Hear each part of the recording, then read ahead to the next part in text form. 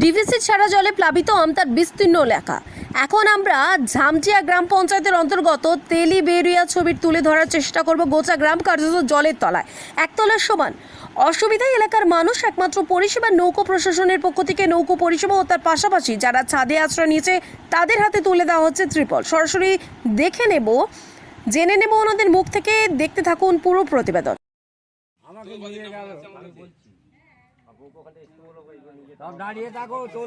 পানীয় জল পাচ্ছেন?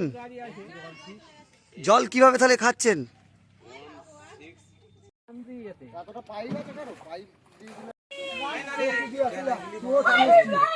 এই যে বন্যা পরিস্থিতি হয়েছে, কি কি সমস্যার সম্মুখীন হচ্ছেন? জলের সমস্যা, খাবার দাবার সমস্যা, যাতায়াতের সমস্যা।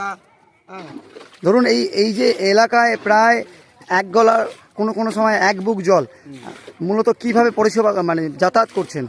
যাতায়াত বলতে তো জল পেরিয়ে যাওয়া হচ্ছে, দেখতেই তো পাচ্ছেন এক গোলা জল, এক মানুষ জল, কোথাও কোথাও ছড়া নেই, সাঁতার কেটে আসতে হচ্ছে। তারপরে পানির পরিষেবা, তাছাড়া আর কি, তাছাড়া আর তো কিছু নয়। এই তো যাতায়াত যেতে পারছি না তো, তার আছে।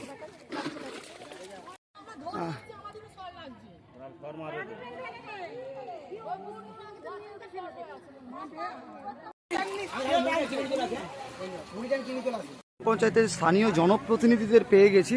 আচ্ছা দাদা, যারা একতলার নিচে মানে বলা চলে নিচের তলাটা জলমগ্ন, তাদের জন্য কি ব্যবস্থা গ্রহণ করেছেন?